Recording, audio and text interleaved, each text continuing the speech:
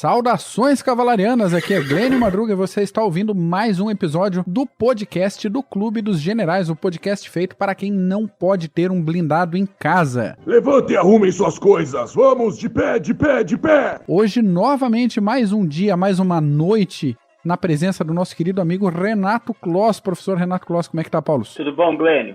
Grande Mac, como é que tá? Tudo bem? Tudo jóia, força, foco e feno, Isso cavalaria acima de tudo, vamos lá. Qual que é a pauta hoje? Pois é, hoje a gente tem dois assuntos que entraram na pauta por motivos diferentes. O primeiro é pela data de gravação, ontem foi dia 11 de setembro, que soma as seguintes efemérides. É a data do final da Batalha de Teutoburgo, no ano 9, que a gente tem episódio aí. É também o dia da Batalha de Stirling Bridge, de 1297. Dia do final do cerco de Malta, de 1565. Dia do fim do cerco de Viena, de 1683, com uma verdadeira avalanche de cavalaria. Dia da proclamação da República Rio-Grandense, em 1836, depois da Batalha do Seival. Mas 11 de setembro é mais conhecido atualmente como a data dos ataques terroristas contra as Torres Gêmeas, em 2001, e também por consequência do ataque à embaixada americana em Benghazi, na Líbia, em 2012. O que mudou, Paulo, na tua opinião, aí, a partir desses ataques, perspectiva de guerra? O que virou isso aí? Olha, Mac, mudou muita coisa. Primeiro, 18 anos. É interessante que agora nós teremos soldados que irão para o Afeganistão ou até para o Iraque que nasceram depois do 11 de setembro.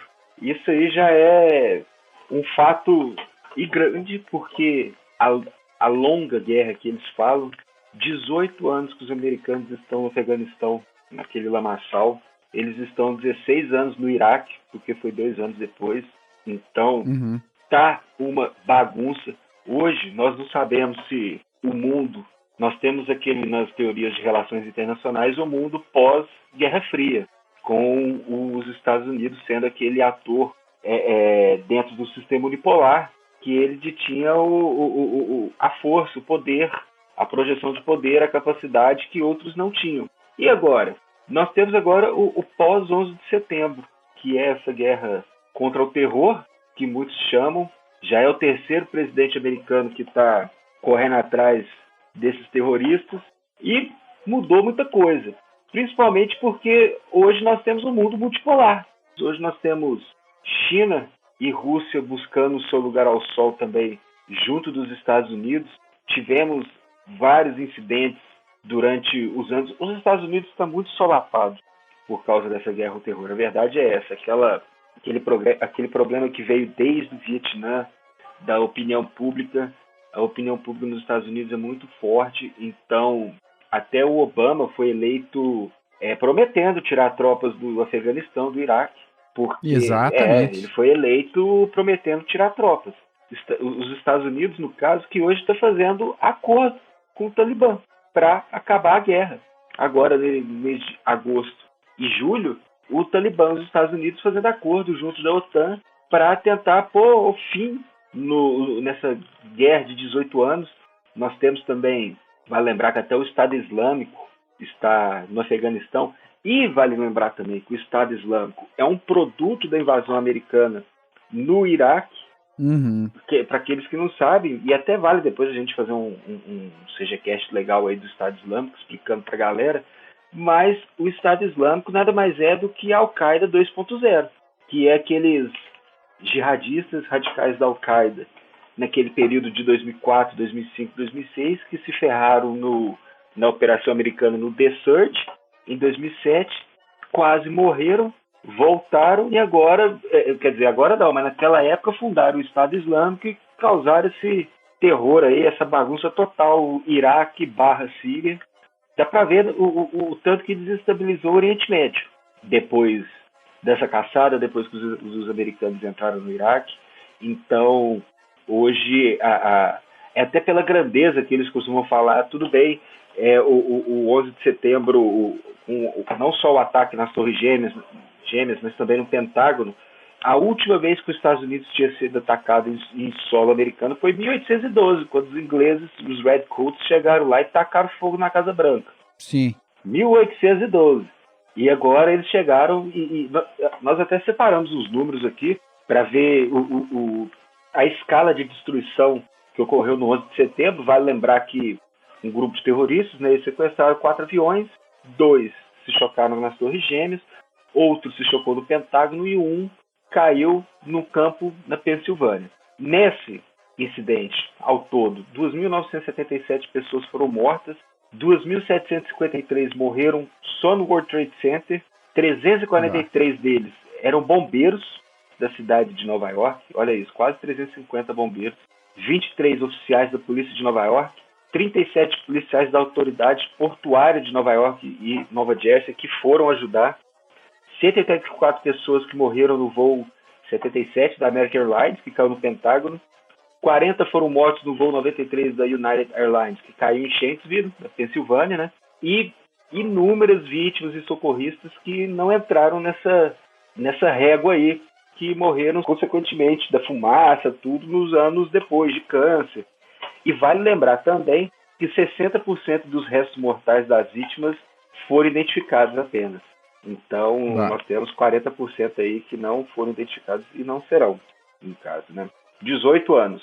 Lá se vão 18 anos, então, numa guerra contra algo abstrato, né? Isso. Guerra ao terror, um negócio abstrato, você não tem um inimigo objetivo. Seria uma ideia, né? É, exato. E é complicado, porque você abafa a Al-Qaeda, vem o Estado Islâmico, daí acaba que o Estado Islâmico tem 50 e tantos outros grupos terroristas e não tem muito como rastrear tanta gente, Não tanto tem. grupo surgindo ao mesmo tempo, com ideias diferentes entre si, às vezes. Não tem. E com todo esse recurso tecnológico de recrutar pela internet. E, cara, é difícil lutar contra isso, né? Isso até que você falou, Mac, porque tem um autor que ele fala, até esqueci o nome dele agora, para lembrar o nome, mas ele fala que nessa guerra ao terror, nessa guerra contra o Estado Islâmico e esses grupos jihadistas como o Al-Qaeda, o centro de gravidade deles que nós temos que atacar é a capacidade de recrutamento e a facilidade que eles propagam as ideias deles.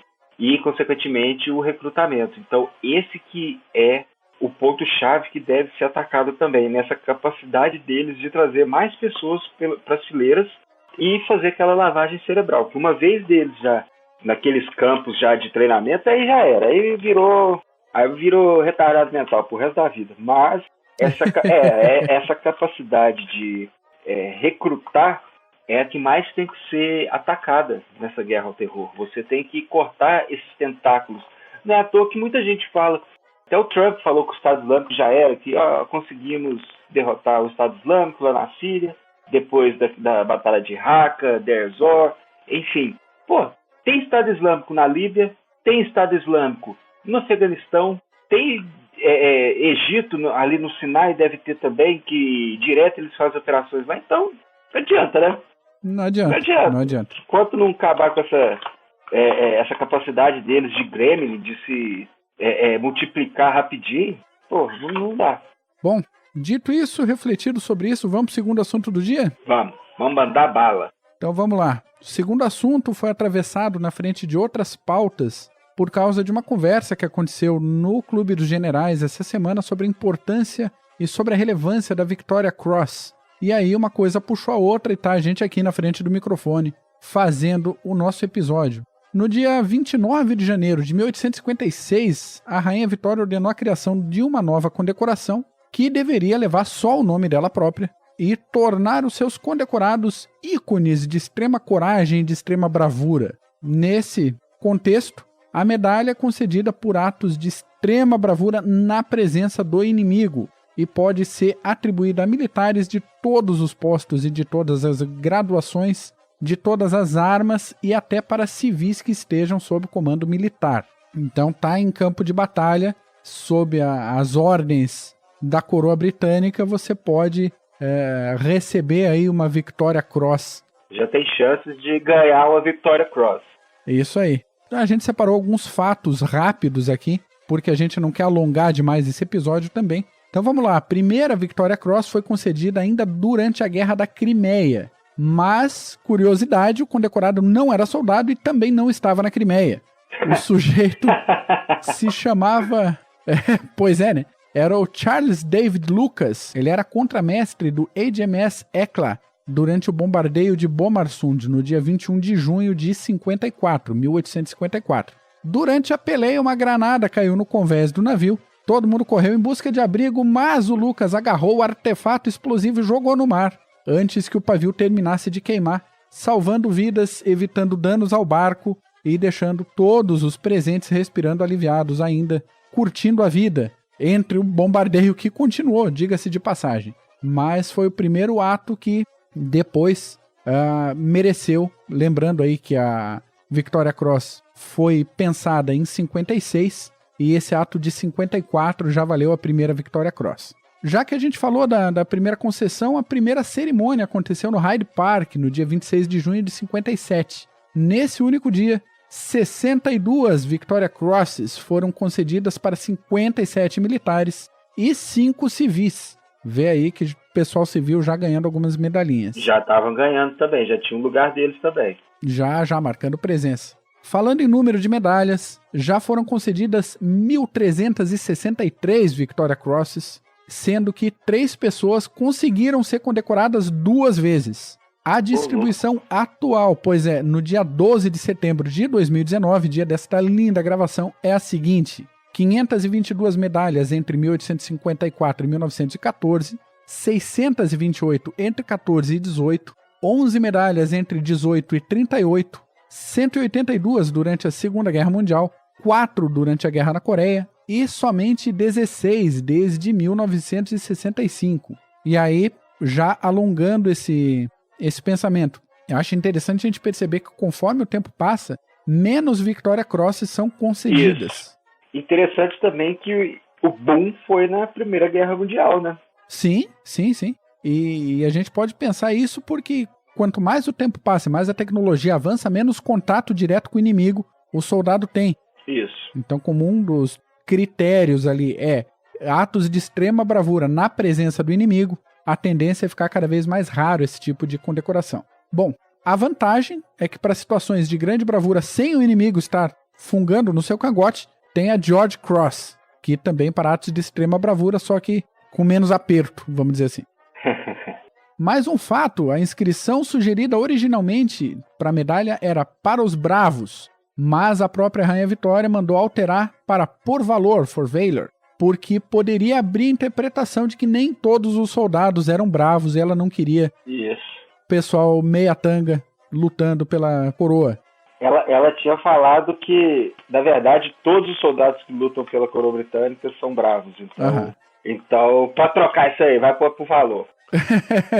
Isso aí. Aí, até 1902, não era possível conceder Victoria Crosses póstumamente. Depois disso, 265 condecorados já não viviam mais entre nós quando foram presenteados, ordenados com a Victoria Cross. E isso equivale a 1 de cada 3 militares. Então, é aquele esquema. Você não precisa morrer para ganhar uma Victoria Cross, mas quase, né? Isso. Tem que bater na trave. Algo que foi amplamente discutido no dia lá sobre a Victoria Cross no CG, né? Se precisava morrer ou não. Exatamente. Foi um dos detalhes que levou a gente a escolher essa pauta. Falar, interessante isso aí. Outra coisa interessante, a empresa responsável pela produção de todas as Victoria Cross é e sempre foi a mesma. A joalheria Hancock's de Londres. Diz a lenda, conta a boca pequena que todas as medalhas são produzidas com o bronze de canhões russos capturados no cerco de Sebastopol, lá na Guerra da Crimeia. Mas, porém, contudo, todavia, exames nos metais apontam que praticamente todas elas, desde 1914, foram feitas com metal de canhões chineses, que teriam sido capturados na Primeira Guerra do Ópio ou da Rebelião dos Boxers. Então, meu filhão... Tá achando que é canhão russo, é canhão Xing Ling. Exato, AliExpress pra ti. O que temos, é o que temos. Entre os anos de 1861 e 1908, 8 condecorados perderam as suas Victoria Crosses após serem condenados por crimes variados. E nisso a gente coloca roubo de vaca, deserção, bigamia e pequenos furtos, inclusive um camaradinho que roubou a medalha do outro. Sem vergonha. Mas o rei George V deu uma parada nesse negócio aí. ele declarou que mesmo que alguém fosse condenado à morte por enforcamento, a Victoria Cross deveria ser mantida. Desde então, nenhuma Victoria Cross foi retirada, mas também nenhuma das anteriormente retiradas foi reconcedida, como prevê no documento de instauração da medalha, mas esse direito nunca foi exercido. Outra coisa de direitos. Desde 1920 existe a possibilidade de mulheres também serem condecoradas com a Victoria Cross, mas até hoje isso não aconteceu. Esperamos aí que, por um lado, a gente espera que alguém receba essa condecoração, por outro lado, a gente torce para ninguém nunca mais ter que passar um aperto desgraçado a ponto de ter que ganhar uma Victoria Cross. Né? É isso aí. Exatamente. Tem os dois lados. Falando em aperto, o negócio é tão importante que nas cerimônias de condecoração a Victoria Cross tem prioridade, mesmo em caso de investiduras a ordens de cavalaria. Então tem uma Victoria Cross para conceder e tem alguma pessoa que merece, vai ser ordenado, sei lá, Ordem da Jarreteira, a Victoria Cross tem prioridade e essa cerimônia vai ser antes. É isso aí. E a gente falou que é um aperto desgraçado ganhar uma Victoria Cross, mas a Batalha de Rorke's Drift, na Guerra Anglo-Zulu, foi palco responsável pela maior distribuição de Victoria Cross até o presente momento. 11 homens foram condecorados após a batalha, que aconteceu lá em 1879. A gente tem um podcast sobre essa batalha, que é o PHM 28. O link estará na descrição do episódio para quem quiser conferir. E aí, nova puxadinha. Eram cerca de 100 ingleses mantendo a posição de Rorke's Drift e 11 foram condecorados com a Victoria Cross. Ô, louco, 10%. 10%, sabe o aperto que foi esse negócio aí? É. Alguns casos curiosos para a gente fechar essa parte da Victoria Cross. No dia 2 de junho de 1917, um aviador canadense chamado Billy Bishop ganhou uma Victoria Cross por voar até a retaguarda do inimigo sozinho, destruir diversos aviões alemães e voltar inteiro para sua base. Esse mereceu mesmo. Aí é que tá, será? O problema disso é que os alemães não registraram nenhum ataque naquele dia, e a Victoria Cross foi concedida, sem nenhuma outra testemunha, só com base na palavra do militar, que pode ter passado uma lorota histórica nas autoridades. Mas acreditaram nele e tá aí ele com a Victoria Cross dele intacta. Safadinho. Isso aí é. Falando em aviador, durante a Batalha da Inglaterra, o piloto Eric Nicholson não se importou que o Hurricane dele estava pegando fogo e seguiu em combate até derrubar um Messerschmitt 110. Então, filhão, outra Victoria Cross merecida. Esse aí. Esse não tem erro. Esse não tem. Ainda na Segunda Guerra Mundial, o comandante de uma B-24 da Royal Air Force foi abatido enquanto eliminava o submarino alemão U-468. Não só o comandante, toda a tripulação foi abatida, não é mesmo? Vai todo mundo junto.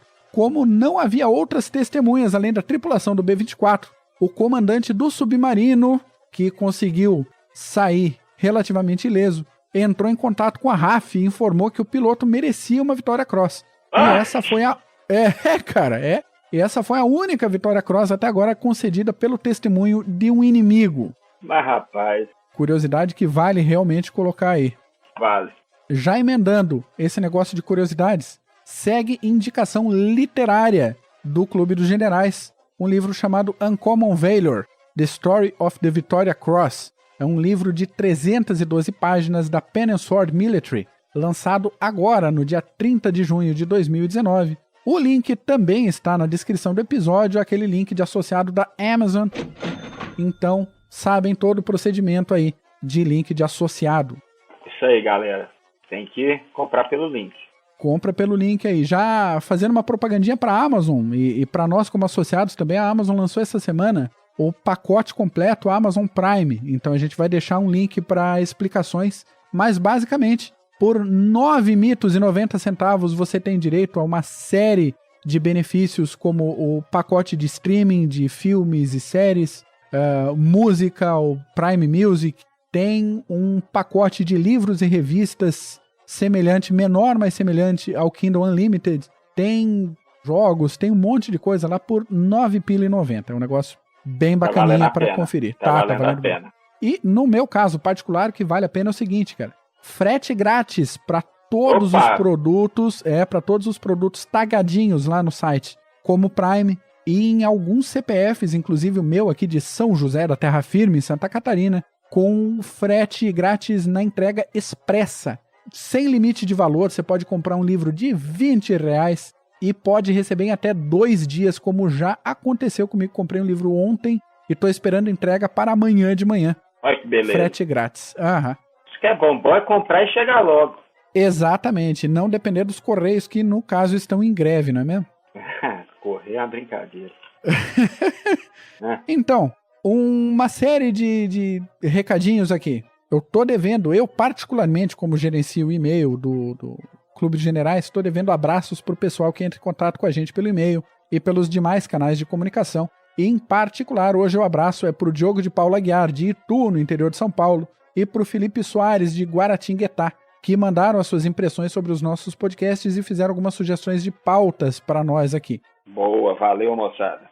É isso aí, sugestões anotadas estão na fila para vir aqui para virar episódio. Outros abraços vão para Angela Wolff, para o Bruno Carvalho, para o Fábio Gomes, para o Luiz Fernando Ribeiro, para o Rodrigo Rocha, para o Israel Guedes e para você que está agora com o foninho de ouvido em casa, cuidando para não acordar o filho ou acordar a esposa, ou você que está ouvindo, você que está ouvindo a gente no carro, na academia, para você que está com fone de ouvido fazendo cara de sério no trabalho enquanto está escutando o CGCast e o PHM. É por isso que a gente continua gravando e produzindo conteúdo em áudio toda semana ou quase, e fazendo essa pesquisa, esse desenvolvimento e vindo sempre com coisa interessante para o seu feed, para o seu agregador.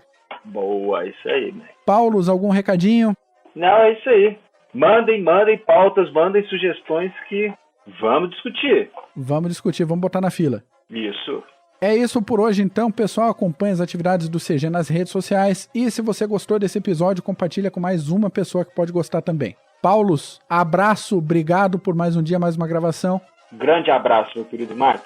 E até a semana que vem. Falou.